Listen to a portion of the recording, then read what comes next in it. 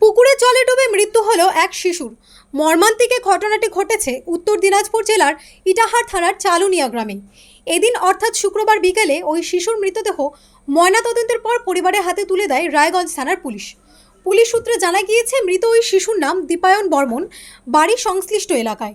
ইটাহার থানায় একটি অস্বাভাবিক মৃত্যুর মামলা রুজু হয়েছে। ঘটনার তদন্তে পুলিশ ও পরিবার সূত্রে জানা গিয়েছে, এদিন সকালে বাড়ির পেছনের পুকুর ধারে দুই ভাই মিলে খেলছিল। খেলতে খেলতে আচমকাই পা হড়কে পড়ে যায় দীপ। অপর ভাই চিৎকার চেঁচামেচি করলে ছুটে আসে পরিবারের লোকেরা। দীর্ঘক্ষণ খোঁজাখুঁজির পর ওই শিশুকে উদ্ধার করে ইটাহার গ্রামীণ হাসপাতালে নিয়ে যাওয়া হলে কর্তব্যরত জরুরি বিভাগের চিকিৎসক মৃত বলে ঘোষণা করেন। এই ঘটনায় মৃতের কাকা উস্তম বর্মন বলেন, নাম উস্তম বর্মন।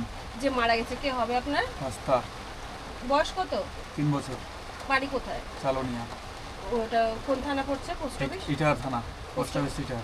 এটা চালুনিয়া বলে। চালনিয়া। আচ্ছা, কি হয়েছিল ঘটনা? ওই খেলতে গিয়েছিল, বাড়ির পিছনে একটা পুকুর আছে, ওখানে যায় পড়ে গেছিল, পড়ে যায় এই দুর্ঘটনা। আচ্ছা, তো মানে বাড়ির সঙ্গেই লাগোয়া? হ্যাঁ, লাগোয়া, বাড়ির পিছনে। একাই ছিল না, আর এক ফ্রেন্ড ছিল, আমার ছেলে ছিল, আচ্ছা, খেলছিল একসাথে। কেউ দেখতে পায়নি না, নাকি? কেউ দেখতে পায়নি।